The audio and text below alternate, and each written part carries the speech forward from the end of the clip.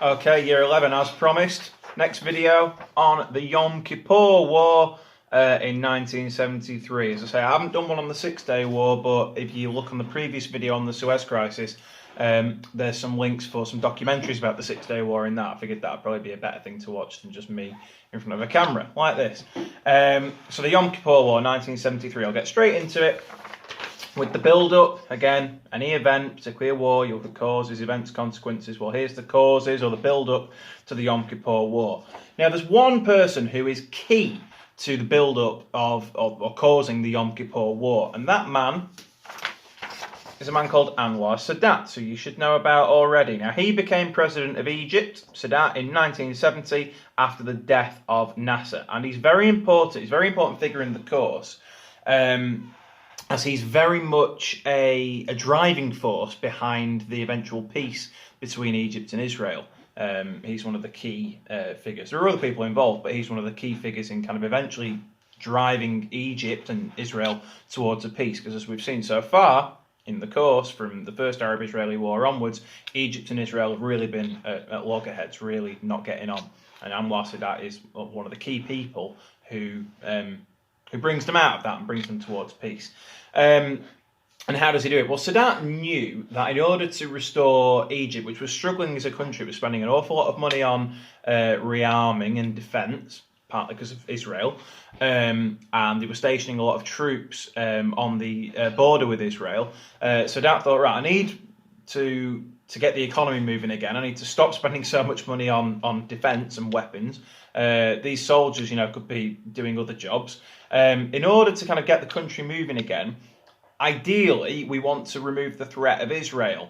We want to stop worrying about Israel, because once the threat of Israel's gone, we won't have to spend so much on defence. We won't have to station so many soldiers along the border. So Sadat realised that. And he wanted to bring Israel to the negotiating table and negotiate a peace. So he was prepared to negotiate with Israel. However, on the flip side, there's this man, Israel's defense minister, Moshe Dayan.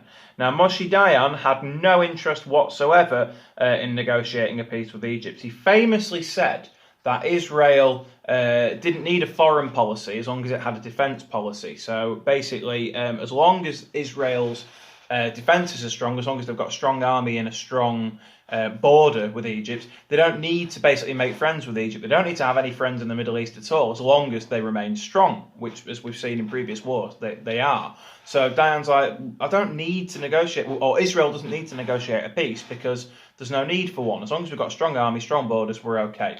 So Sadat's very keen on negotiating a peace. Dayan and other people in Israel, it's not just Dayan, other people in Israel at the same time are like, well, we're not too bothered about negotiating a peace. So there's two different sides. Now, Sadat significantly was prepared to exchange peace for land. Okay, so he wants Israel to give back the Sinai. Remember that Egypt have lost the Sinai to Israel in the Six-Day War. So he said, we'll give you peace, we'll make peace with you, Israel, if we can have the Sinai back. And most importantly, we will recognise Israel as a state. Remember, this is really, really significant, because once Egypt have recognised Israel as a state, they've basically kind of unrecognised that big whole area as Palestine. That if they recognise Israel, they recognise the legitimacy of it. And they would have been the first Middle Eastern country, the first Arab country, I should say, to do this.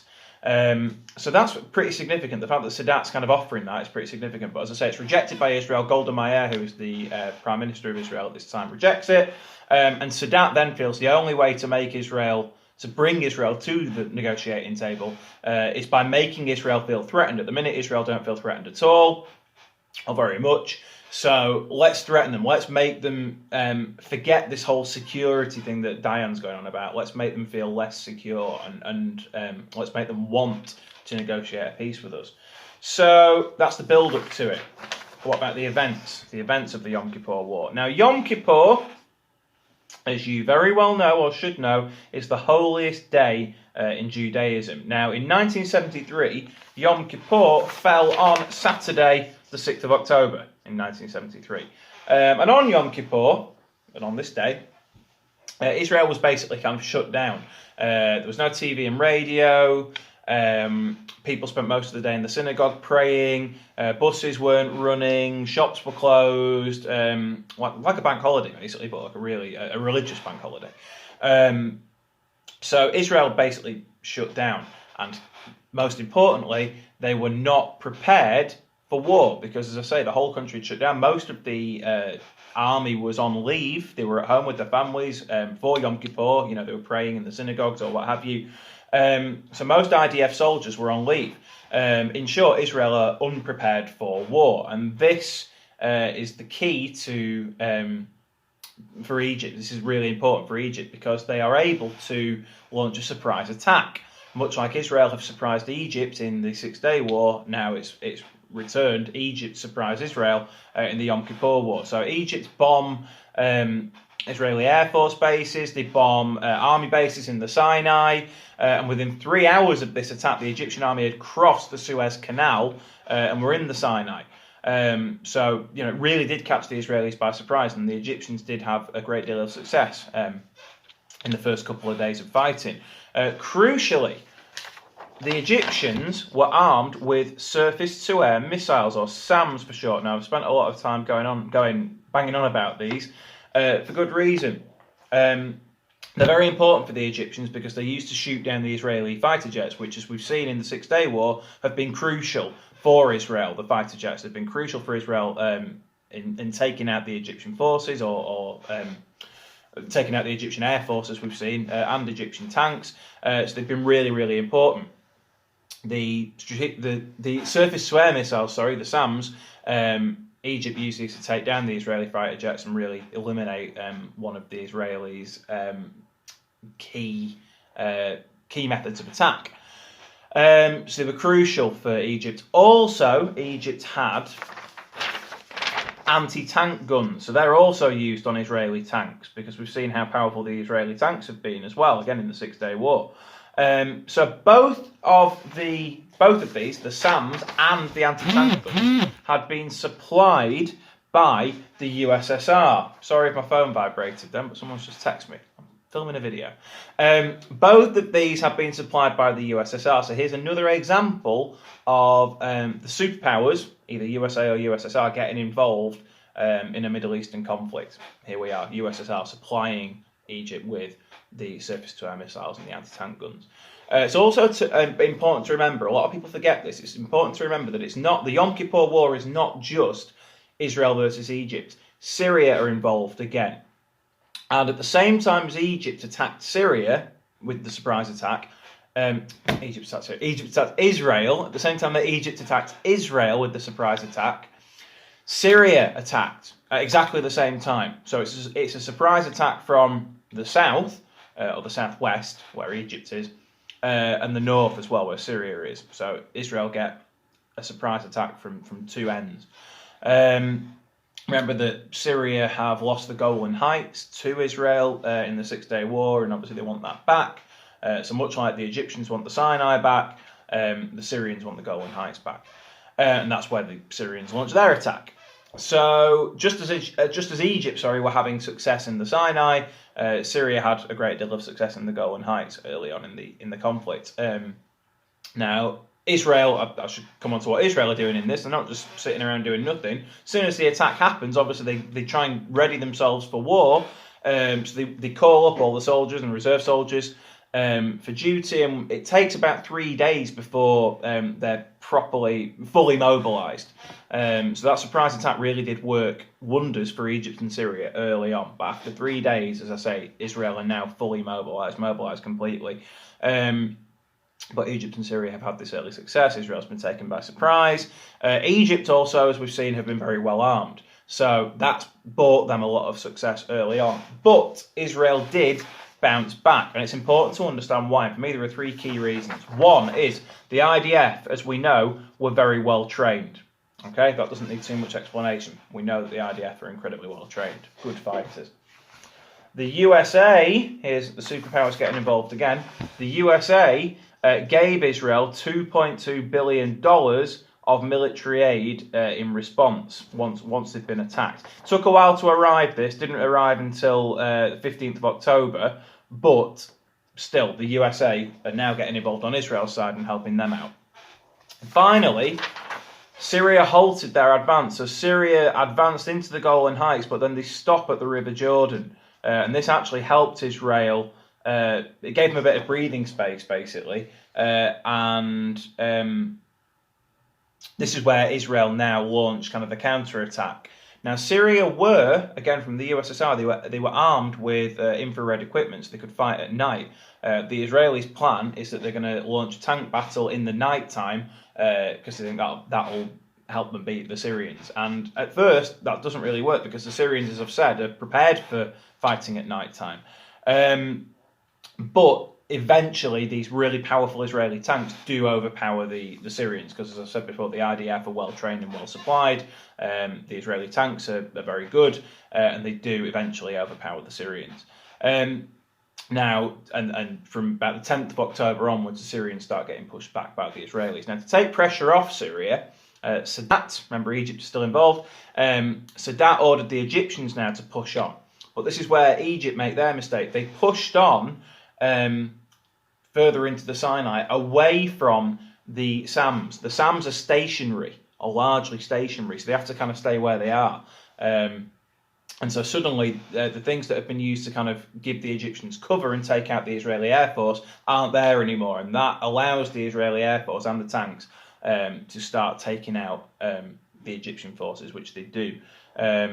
And the Israelis again start pushing the Egyptians back. By the 15th of October, the Egyptians have been pushed back to the canal. At this point as well, obviously the US aid has arrived as well for Israel. So by the 15th of October, Israel are very much on top. They're dealing with Syria in the north, and they're very much dealing with Egypt in the south and the southwest.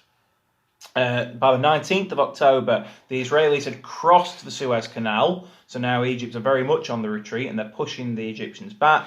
They destroyed the SAM missile sites, so the Egyptians couldn't use them anymore. And again, Israeli planes could then be used to attack Egypt, further into Egypt, and the Israelis keep advancing.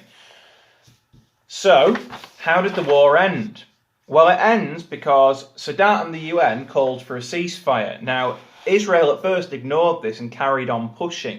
However, what happened then, was the USSR then threatened to get involved on the Egyptian side. They said, we'll send in some troops now, we'll send in our actual army. Rather than just helping the Egyptians with supplies and weaponry, now we'll actually send our forces in, or they threatened to.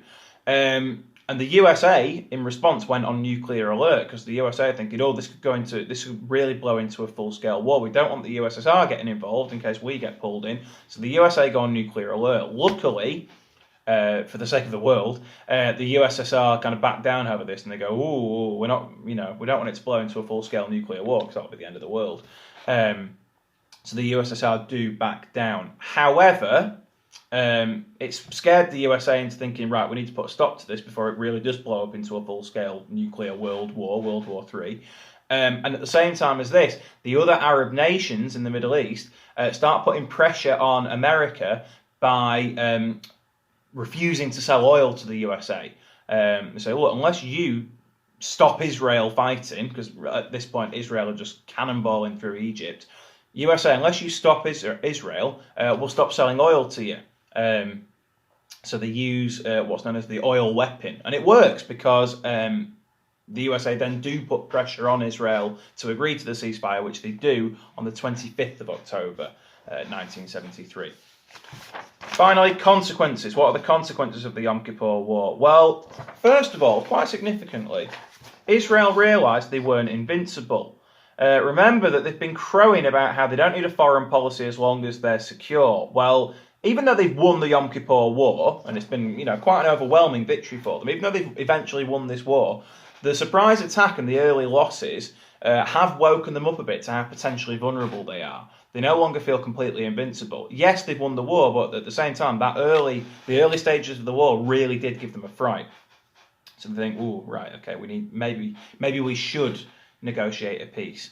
And it was this feeling, as I say, that led to them opening up negotiations. And eventually, we end up with the Camp David Accords, in 1978, where Egypt and Israel meet together and they have these meetings. Obviously, Begin of Israel and Sadat of Egypt, they meet up and in America at Camp David and have these meetings, the Camp David Accords. And that, as we know, leads on to the signing of the Treaty of Washington in 1979, the official peace between Israel and Egypt. And remember, that's been Sadat's aim all along. Yeah, so Sadat has actually achieved his aim all along. Take Israel to war, scare them, frighten them, make them feel not so secure as they were before, and eventually they'll come to the negotiating table and sign a peace deal, which they do, or did. And finally, the oil crisis. OPEC. The oil crisis. OPEC, a collection of Arab countries who exported oil quadrupled the price of oil to put pressure on the USA to be less supportive of Israel and to further encourage peace in the Middle East. So they see the Camp David Accords, or this kind of this peace process as positive, and again they're putting pressure on the USA to try and get Israel to be less belligerent and less aggressive in the Middle East and try and agree peace deals with other countries, not just Egypt. Okay, so that, or they, sorry, are the consequences, or the key consequences of the Yom Kippur War. Hope that has covered everything you need. I think it has done. Hopefully it's cleared up any confusion or any issues you were having with the Yom Kippur War. Keep revising. Best of luck in the games, and I will see you very soon. Thank you very much.